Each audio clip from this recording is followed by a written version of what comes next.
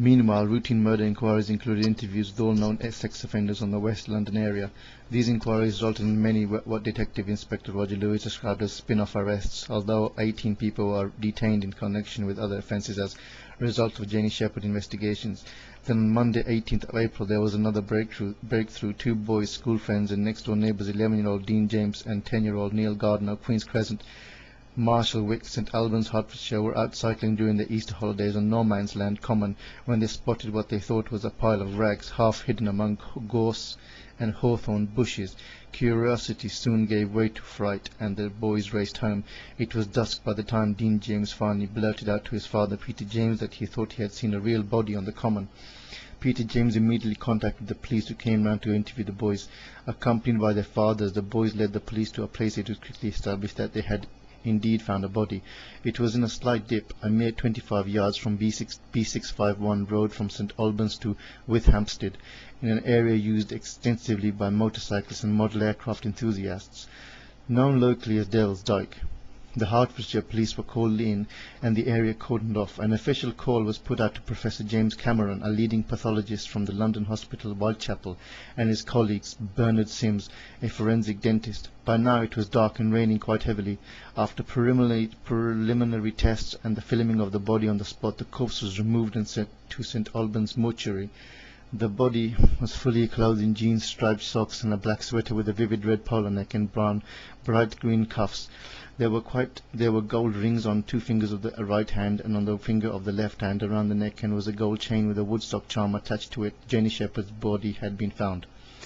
Post-mortem. It was 11:15 p.m. by the time Professor Cameron and Bernard Sims began the post-mortem examination. It took 4 hours to complete. Cameron noted the ligatures on the outside left ankle above the socks indicated that the feet had been bound before the death, with the right leg placed in front.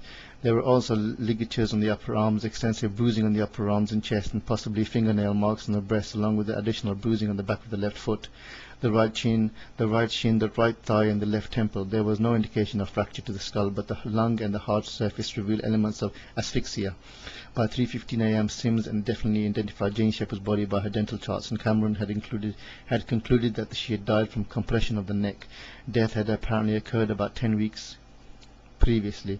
Usually finding the body sheds some light on the mystery, but in Janie Shepherd's case it only confused the situation. When Jenny had been left Sampson's flat in Clifton Hill 4th February, she had been wearing a check shirt over a thin sweater or thick white cardigan, jeans and boots. When her body was found, it was clothed in jeans, unzipped but buttoned at the waist, but in her other sweater with the red neck and the green cuffs that she had been wearing, but in jeans unzipped but buttoned at the waist, but in her other sweater with the red neck and green cuffs that she had been carrying in a bag. The pants Jenny was wearing were clean ones she had put in her bag, but her clothes and her bra were missing. How, when and where had this change of clothes taken place, and where were the missing items?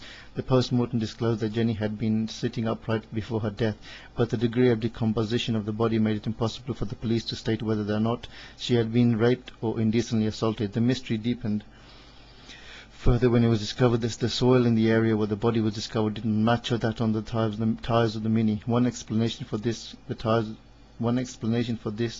being that Jenny was abducted and attacked in her own car, but at some later time transferred to another car and driven to Hertfordshire, where her body was dumped. If that was the case, then where was the Mini driven to for it to become so splashed with mud? The police became convinced that if they could find the place where the soil that matched the soil, became